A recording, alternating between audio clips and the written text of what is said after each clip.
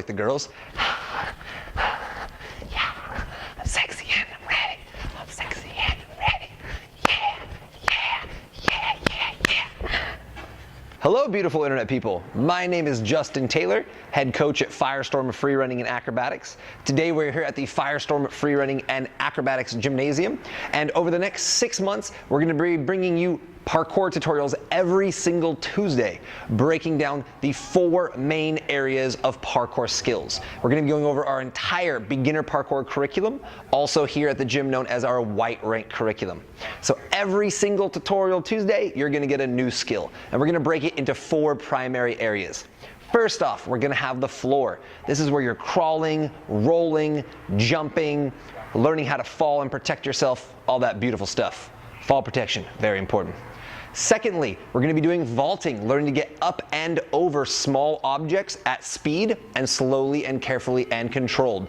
Next up after that, we're going to be doing the walls, how to get up objects much taller than you, how to get back down from objects much taller than you, what to do if you slip and fall, what happens when you jump to a wall and you can't quite make it. We're going to go over all those different things in the walls tutorials, especially how to protect your knees, elbows, organs, and face. You gotta protect the money maker. Very important. And lastly, we're gonna be going into the bar section, learning how to get over and vault rails, how to balance walk on rails, how to get up and over and on top of rails that are much taller than you, and also how to get down when you're on a bar that is very high above the ground, how to get down safely to the ground. We're gonna be going over all of these different techniques, hitting you with a new tutorial every Tuesday for the next 6 months. So let us know what you like, let us know what additional information you want, all that beautiful stuff, because we want to bring you the most all-inclusive, explanatory curriculum for parkour on the interwebs. Aww. Don't forget to like, subscribe, comment. All right, beautiful people, it is Tutorial Tuesday, and this week's skill is the precision jump, also known as a broad jump, a long jump. A lot of different names it's known for. Without further ado, let's take a look at what a precision jump looks like, shall we?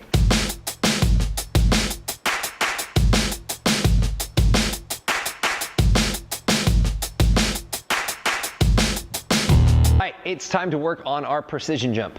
Now, before we start jumping from one object to another, which is what a precision jump's all about, we want to make sure we have proper body position and proper jumping technique. So all we're going to do is a high jump. Not the one where you flip over the bar and land on your back, just jumping straight up and down. The first thing we want to do is focus on our body position. If I turn sideways, the last thing I want is rounded shoulders and a rounded spine. I want you to pretend that you are the dude down at the beach and all the hot girls just walk by and you're like, hey, what's up, ladies? Okay, chest up, squeezing our tummy tight, squeezing our butt cheeks tight. You can see a nice straight line down my spine, much nicer than most people's normal resting position. We're going to keep our chest up. We want our feet together. This is very important. Imagine if I am jumping to a skinny rail and my feet land like this. What is going to happen? You are going to smash your gonads. You are going to have a bad day to laugh at you. That is just the way it is. You're going to go walk around for the next 3 weeks talking like Mickey Mouse. So keep your feet together, protect your junk. Chest up. Now when we jump, we're going to be swinging our arms back as far as we can. Some people like to start with their arms up. I highly recommend starting with the arms in front of you.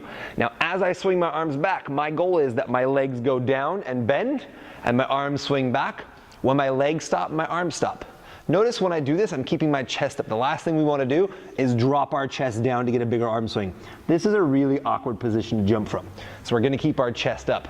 I'm going to swing my arms up, jump from my legs, and my goal is that I should hit a nice, completely straight position. My arms should lock out it straight. My shoulders should finish their rotation. At the same time, my legs finish extending and my toes push off the ground. So if I bring them all together, they go down together, up together. The goal is to get that whip of your arms, that last bit of extension, as your toes, your plantar fascia explode off of the ground, giving you lots of extra power. If I jump in the air and then do my arm swing, doesn't do me any good. So remember, chest up, feet together, nice body position, full back arm swing, full upswing. Try a few of these, make sure it's nice and powerful. Everything lining up together, and then we'll begin using that and pointing it at an object that we're going to jump to. Now, with this, when we land, it is important to land on the balls or the pad of your feet. Why? Because when you land in the center, you land on your plantar fascia, the arch of your foot. Not only is that incredibly painful, but your plantar fascia is the only muscle in your body that actually extends like a rubber band and then contracts up to almost 12% of its entire length. The only one in your entire body.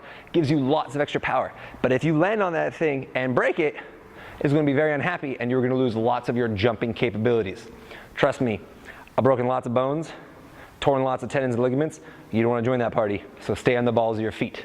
The other thing is, if we land on our heels, we are going to bruise our heels. This is called your calcaneus. There's a tiny little pack of fat on there called your calcaneal bursa. If you land on it, it will bruise. Anybody ever had a heel bruise? They suck. So we want to stay up as we practice on the balls of our toes. So we're going to practice our jump. As we jump, we're going to pull our knees to our chest, extend our feet back towards the ground, landing on the balls of our feet.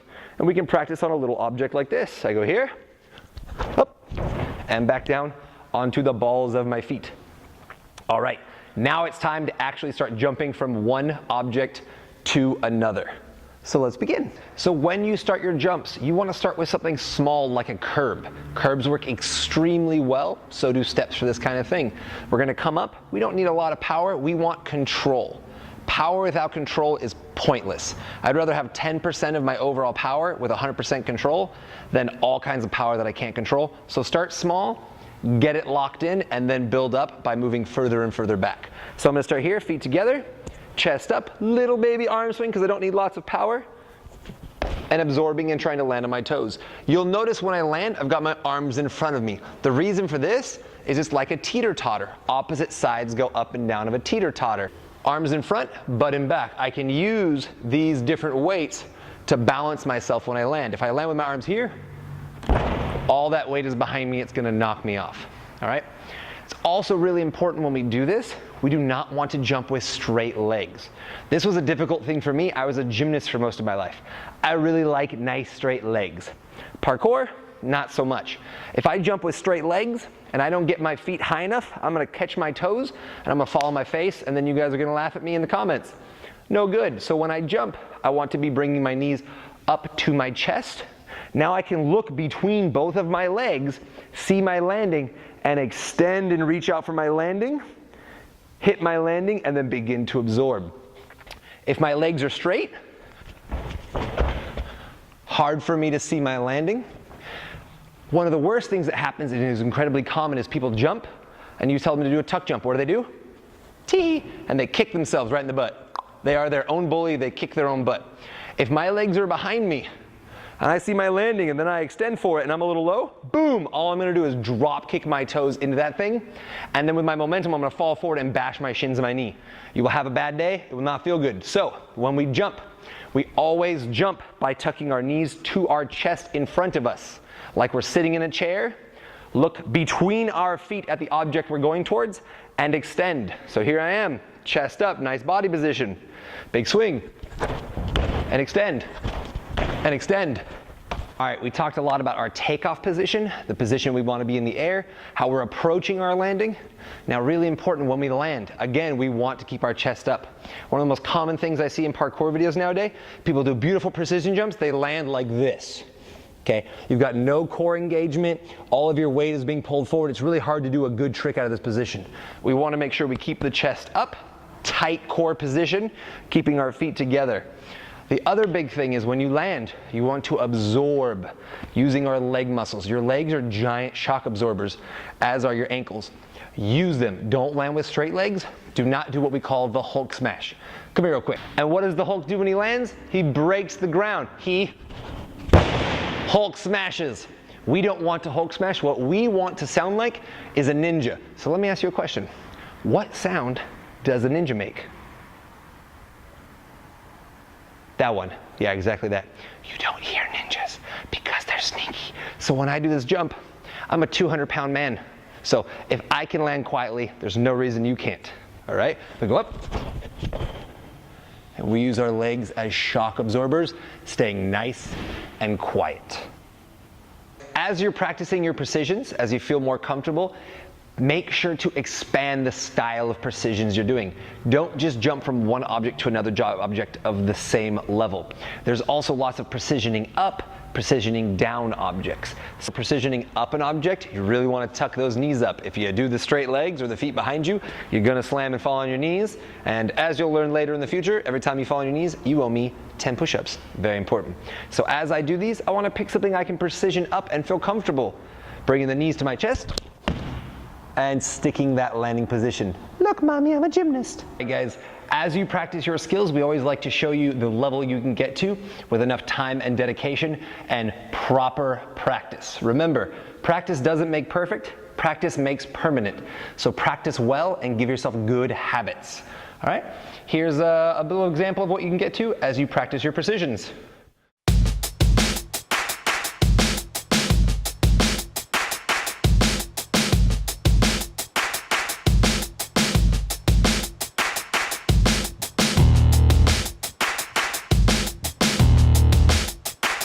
All right, beautiful internet people, that was the precision jump. A lot of different ways to practice. Make sure you go outside, find a curb, start getting nasty with it. We'll be back next Tuesday, every tutorial Tuesday, with a new either vault, wall climb technique, bar technique, or floor technique. So make sure to stop back in every Tuesday and see what's going on. We'll see you soon. Toodles. There's nowhere else for me to go.